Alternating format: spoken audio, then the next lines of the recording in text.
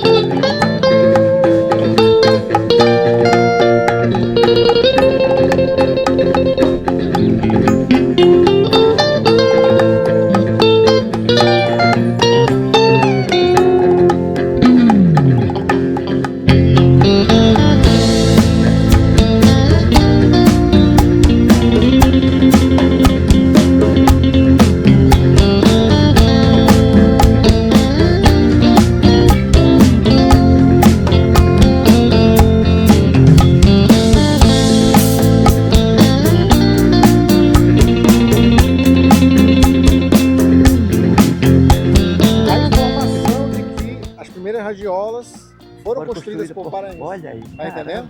Não sabia. Então, para você ver também a força que tem Belém, né, historicamente, as coisas que acontecem em Belém, elas reverberam nas outras cidades da Amazônia.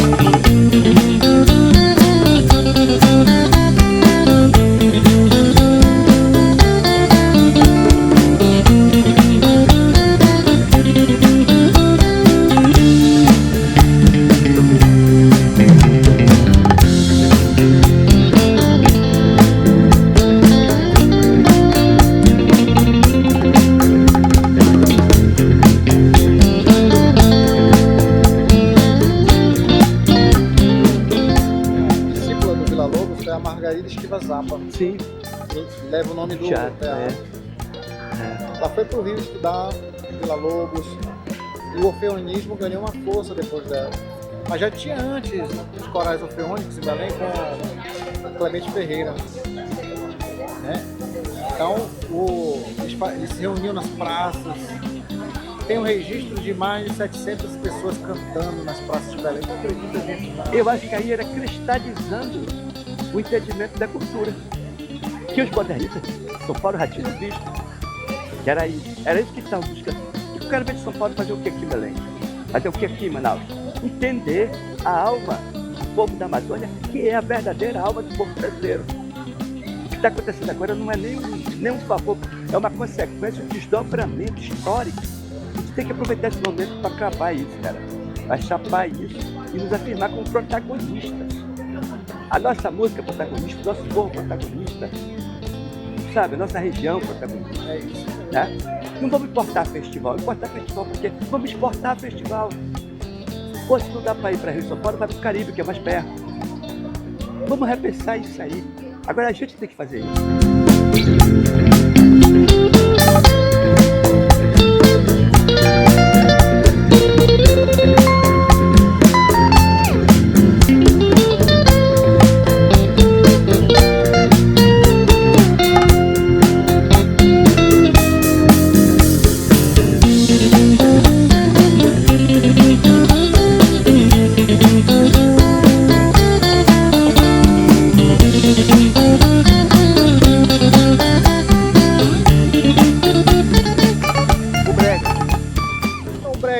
sempre tive essa leitura. Como eu ouvi muito o Reginaldo Rossi, os primeiros discos, dá pra ver ali a guitarra, a bateria, o baixo. Do rock da Jovem Guarda, do rock do Elvis Presley.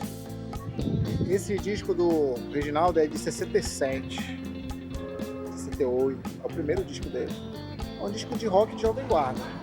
E lá você vê as batidas, os arranjos, como eles são próximos ao brega dos anos 80, 90 também ali. Eu acho que assim, eu estava conversando com o Felipe, surgiu uma imagem assim. O Roberto Carlos queria ser o Elvis Presley. O Adair José Fernando Bentes queria ser o Roberto Carlos. Aí, aqui de Belém, o Juca Verdade queria ser o Fernando Bentes. Então, como é que diz? A cópia da cópia da cópia da cópia tem um negócio novo aqui. E o Brega ficou sendo um negócio novo. É isso.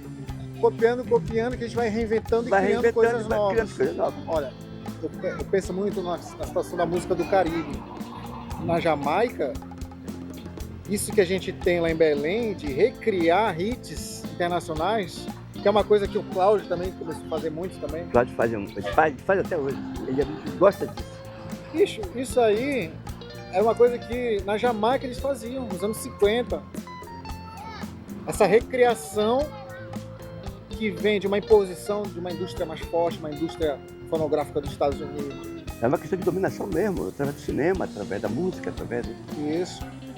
E essas recriações, elas são, de alguma forma, uma forma de resistência, porque você não aceita exatamente como eles colocam. Você recria, não, vou fazer do meu jeito. Até tirando sarro, às vezes, que eu acho um barato isso. O cara tira sarro com esse negócio. O cara pega uma música americana e começa a tirar onda. Tão engraçada, tão potente quanto a original.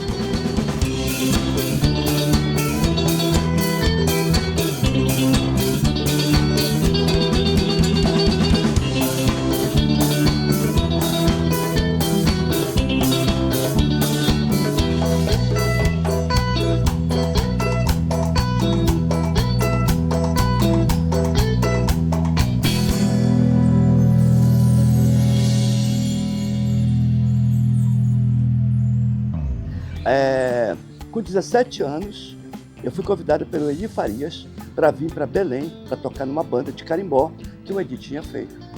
Era o carimbó elétrico, era a segunda banda de carimbó elétrico do Pará. Primeiro tinha sido o Pinduca, no formato bateria, baixo, guitarra, teclado. E o segundo era essa do Edi Farias, que eu tive a felicidade de gravar o segundo disco dessa banda em 75. E essa convivência com o carimbó, gravando o carimbó, despertou em mim um sentimento de entender a música sob o viés cultural.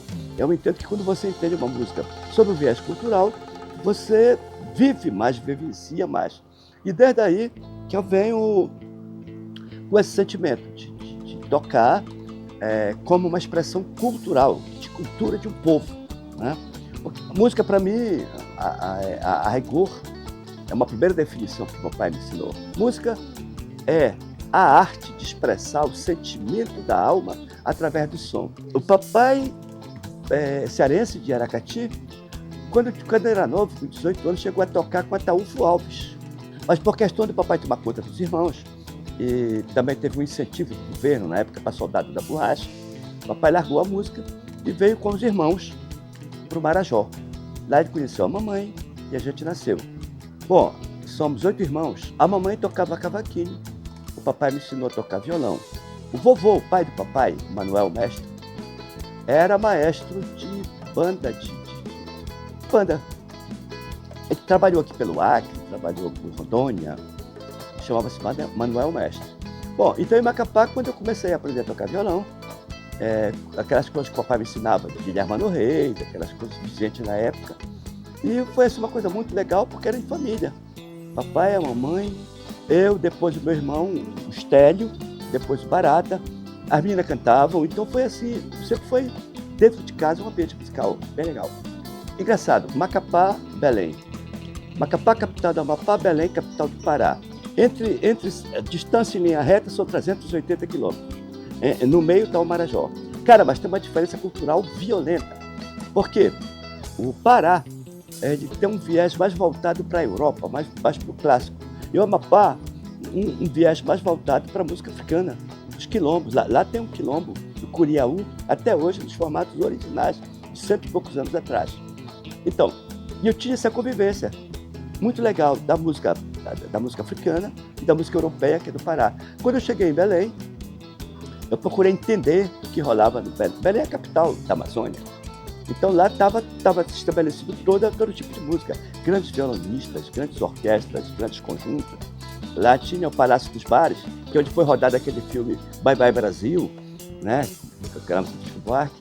Enfim, então Belém sempre foi efervescente. E juntou, quando eu vim de Macapá, eu trazia muito essa raiz, essa pesquisa de música afro, porque lá na Amapá tem esse viés. E Macapá, em Belém, o viés da música europeia. Isso me fez muito bem, porque eu passei a entender uma coisa e outra que no fim das contas é mesmo, né? Me senti muito bem em Belém, fiquei 2 anos tocando, estudando. E aí, com 20 anos, eu parei de tocar, porque eu tive que fazer um intervalo, digamos, na carreira, que eu fui para o Banco do Brasil para poder criar meus irmãos. Minha mãe morreu muito nova, minha mãe morreu com 37 anos. Uma coisa muito estranha, muito absurda, que até hoje me deixa bem bolado. Primeiro eu entrei para a banda Realce, que era uma banda que antigamente chamava-se 7 Irmãos, que era dos amigos de Breves do interior, mas que tinha uma banda muito legal e que foram para Belém e pegaram o nome de Realce. Então eu voltei a fazer baile na banda Realce, onde já estava o meu irmão guitarrista, o Barata, estava começando, e eu comecei a gravar. Aí, cara, não parou mais. Foi assim uma sequência de gravações infinitas. Um dos primeiros discos que eu gravei foi Alcide Guimarães, Léo Mendes. Depois eu fui convidado pelo Alípio para fazer parte de uma equipe de gravação na Gravação, que era um estúdio que tinha sido lançado um pouco atrás, mas que estava pegando ritmo. E a Gravação ficou sendo o principal estúdio da Amazônia de todos os tempos, onde ocorreu uma transformação da música paraense, uma afirmação da música paraense, da música da Amazônia, porque lá na Gravação te gravava todo mundo. Aqui de Manaus, por exemplo, eu gravei mais de 20 artistas. Gravei Carrapicho, gravei o Povo do Sax, gravei o André Amazono, o Povo da Guitarra, né? Eu digo, inclusive, que Guitarrada e Beiradão são irmãos, porque a guitarrada é a lambada tocada com a guitarra. O Beiradão é a lambada tocada com sax. Do povo paraense, do povo amazonense, que somos irmãos. Então, foi assim uma carreira bem legal.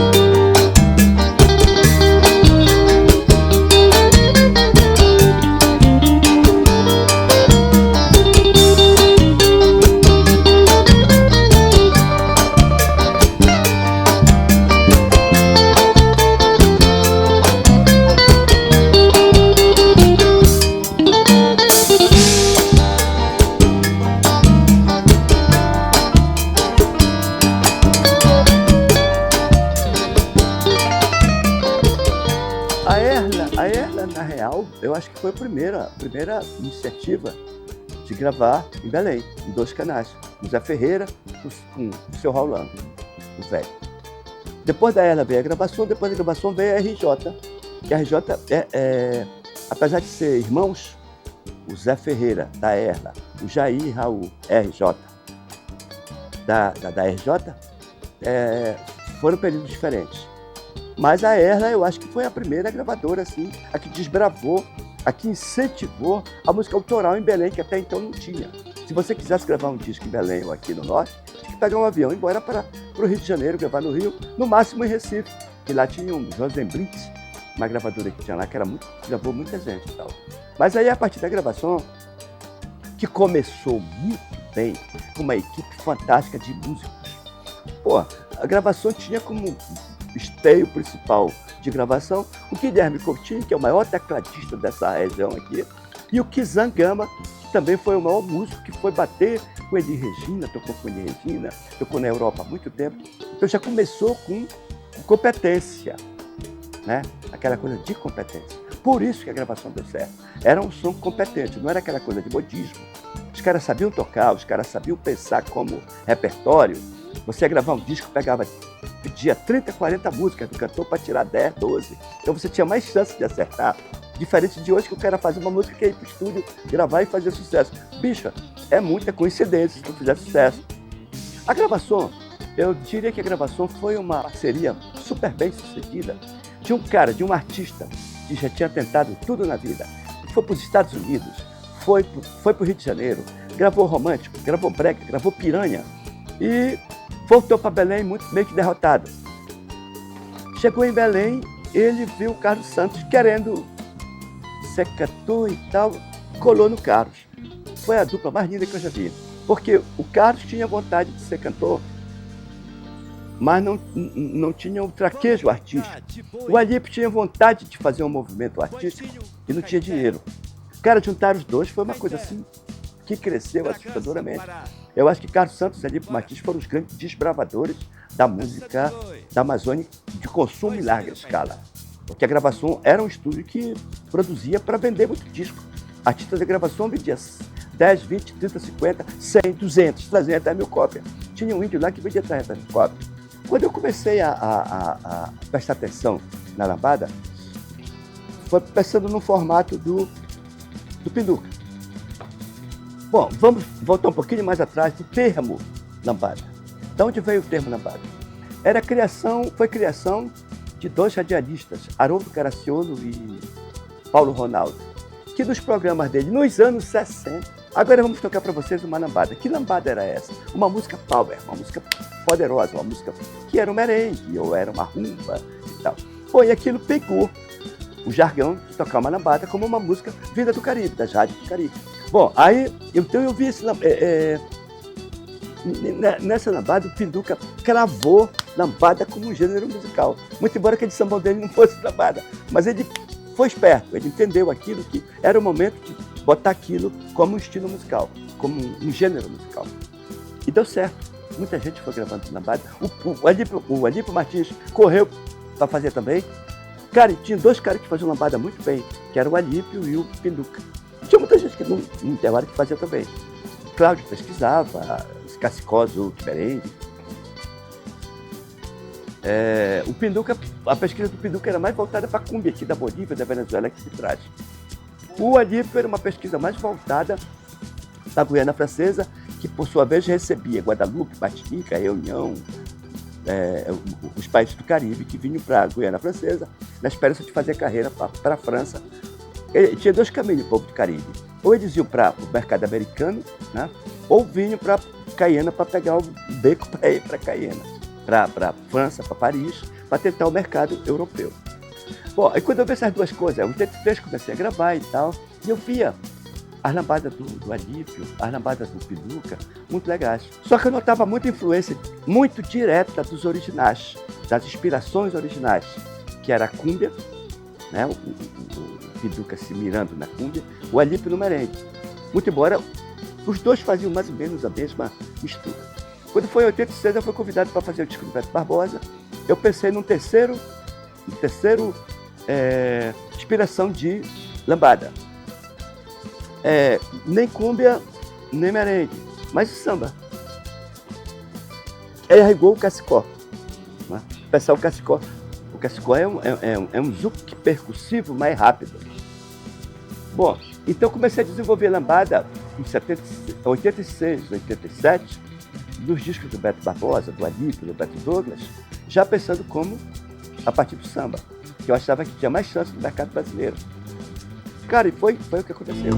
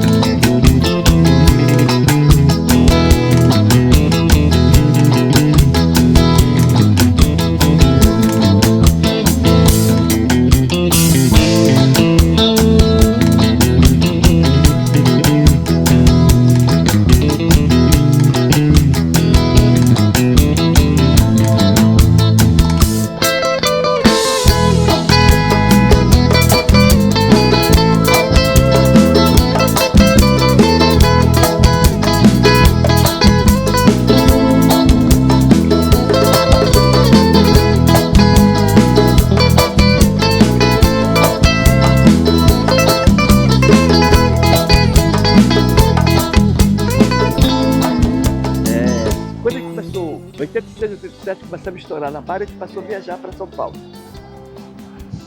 Foi 88, 89. A gente estava num hotel lá, um hotel chamado Xandaia, que é um hotel que hospedava a musicaiada toda que vinha gravado, vinha fazer show. São Paulo sempre foi um mercado fértil. Estava o Dominguinhos falando com uma plateia, assim, de 5 músicos. E eu cheguei por trás. Eu cheguei por trás dele e o Dominguinhos estava parando assim. Essas lambadas do Manuel Cordeiro, se botar tamborim, vira samba. A galera que estava me vendo, ficou meio... achou estranho, porque eles estavam me vendo ali. E antes que ficasse mais aperreado, eu botei a mão por trás no ombro do Dominguinhos. Aí ele virou assim, Manuel Cordeiro, estava falando de você, seu ouvido. O senhor tem razão. Eu realmente pensei no samba quando eu comecei a lambada, esse modelo de lambada que a gente fez com o Beto Barbosa, para Banana Split de Los Angeles, foi da pegar no Arilow 90. Você tem razão realmente que a gente pensou, eu pensei em samba quando fizemos esse formato. Mas outra coisa, mestre, o senhor pode dizer o que o senhor quiser, o senhor pode ser um gênio.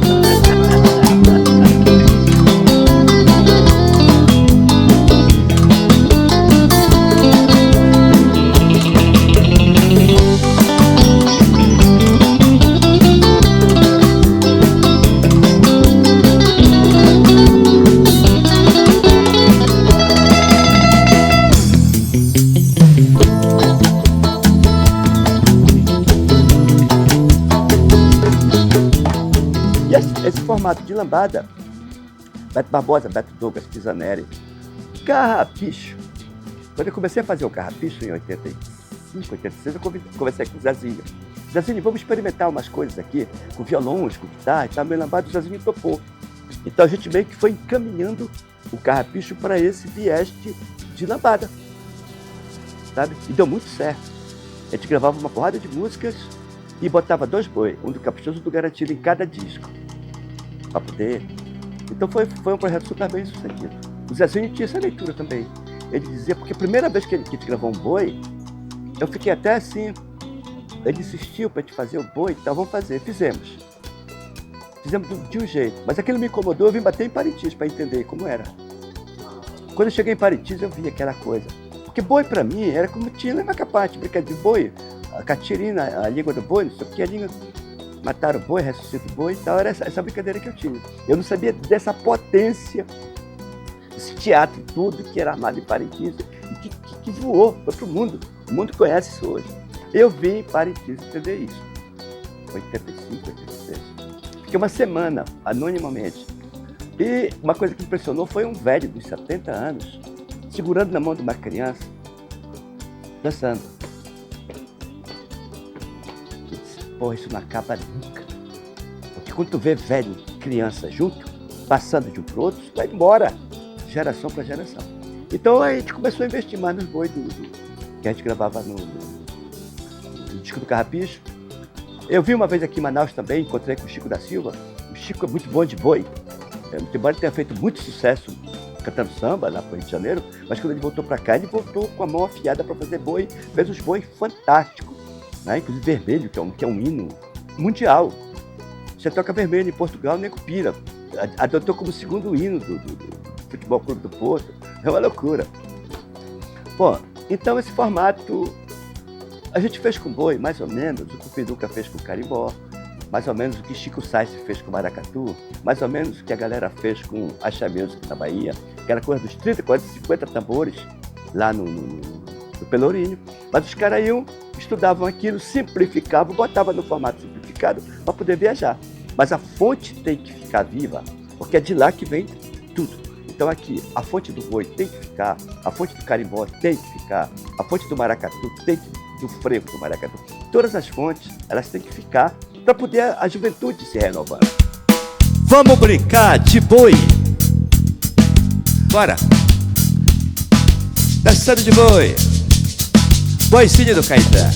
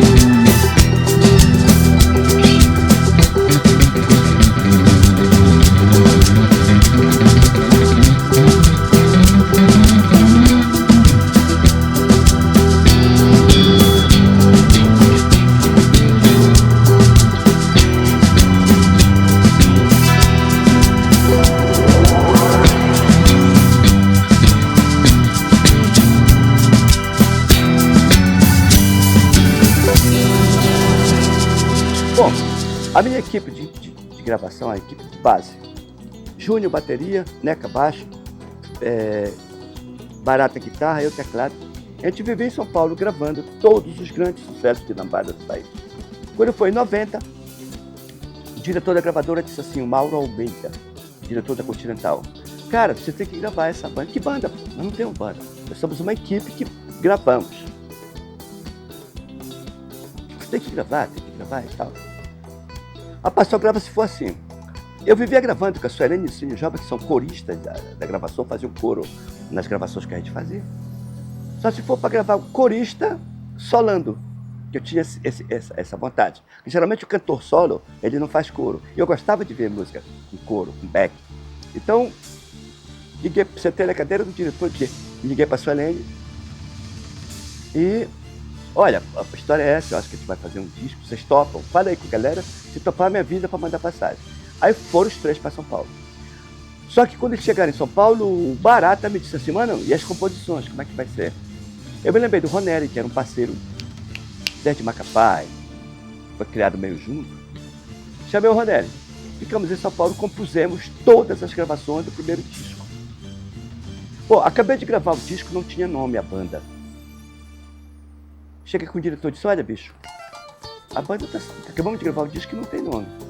Como não tem nome? Não é o Arilou? Eu disse, o quê? Eu estranhei quando ele falou o Arilou. Eu disse, o que é o Arilou?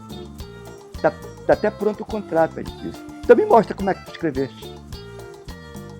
Eu olhei, W-A-R-I-O-U. Ah, isso que é o Arilou. Eu perguntei pra ele, Mauro, de onde tu tirou esse papo de Arilou? Disse, pô, é aquilo que vocês falam gravando. Qual era o papo? O que era Barilou. E eu gravando era Brilou. Gravando aqui no teclado, olha galera, tipo, para aqui, Brilou, entra aqui, Brilou pra cá, Brilou pra aí. Voltei pro hotel e disse, galera, nossa banda já tem nome. Como é o nome? O Arilou. O quê? Toda uma mesma sensação. Pô, é o Arilou. Que é o Arilou. Eu expliquei qual era a história. Bom, só tem um jeito, vamos compor uma música para explicar o que é o Arilou. O que é o Arilou? Aí eu concebi assim, dança caliente, forma de viver feliz. E aí até escrevi isso.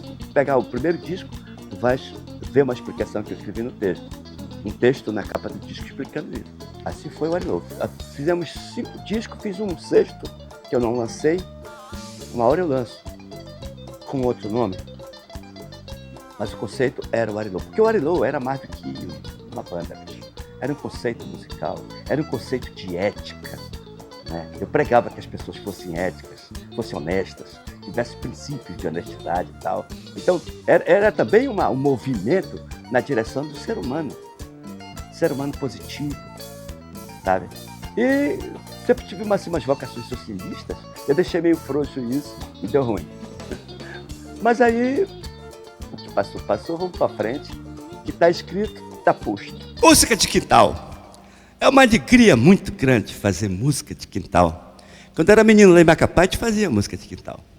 E agora com 70, adoro fazer música de quintal. Principalmente nessa circunstância em que nós estamos aqui em Manaus e estamos reatando atos culturais, afetivos, musicais. E nesse momento dessa nossa apresentação, desse programa, do meu amigo Bernardo Mesquita, eu quero chamar o palco, ao nosso quintal, o Já Nasci, que é um cara que faz beiradão.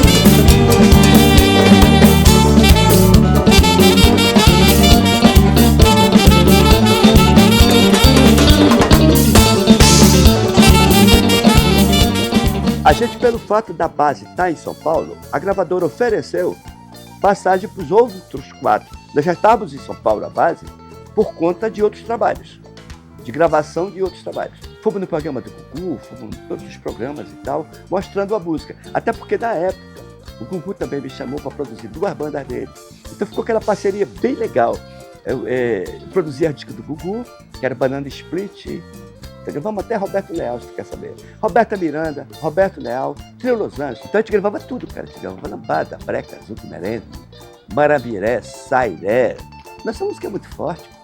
Por conta desse capital musical que a gente tem, eu estou imbuído numa luta de tornar protagonista uma sigla, Música Popular Brasileira Feita na Amazônia, para gerar emprego, renda, desenvolvimento. Isso música junto com todas as outras artes, com cinema, com literatura, com culinária, com tudo. Então, nesse momento, é a minha luta, a minha determinação. Esse ano eu completo 70 anos, dia 8 de novembro. E se Deus quiser, dia 8 de novembro eu quero lançar um longa-metragem que já está gravado e quero lançar um livro e fazer muita onda em relação à música popular brasileira feita na Amazônia, para ser isso uma ferramenta de sustentação. Só falta a gente assumir isso, as autoridades, a classe artística, e tornar isso emprego e renda para a gente viver disso. Não precisar sair para ir para São Paulo, para o Rio, para ir para Nova York, para ir para Paris, para acontecer. Tinha que acontecer aqui, na nossa terra, viver disso, sair daqui para fora e não importar.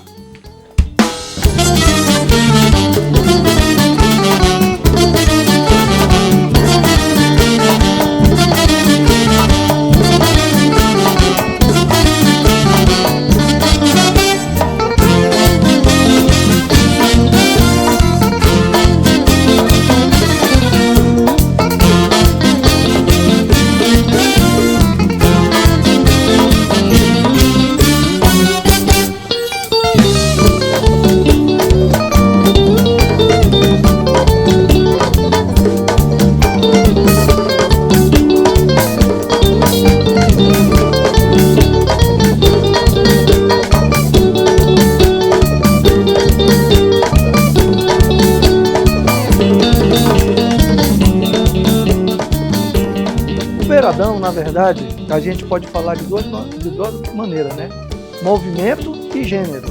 Quando a gente fala do movimento, nós estamos falando, numa forma geral, da procissão, do torneio de futebol, do pau de sebo, né? Que no final termina com a festa, que só tem hora para começar e não tem hora para acabar.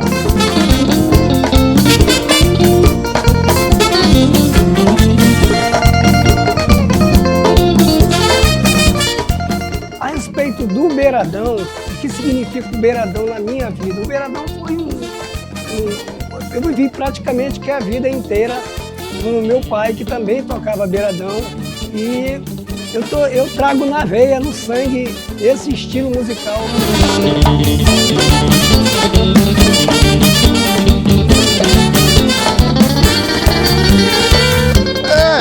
Tomar gelada, fazer som em casa. Gosto muito de fazer som em casa, a gente brinca muito, reúne os amigos.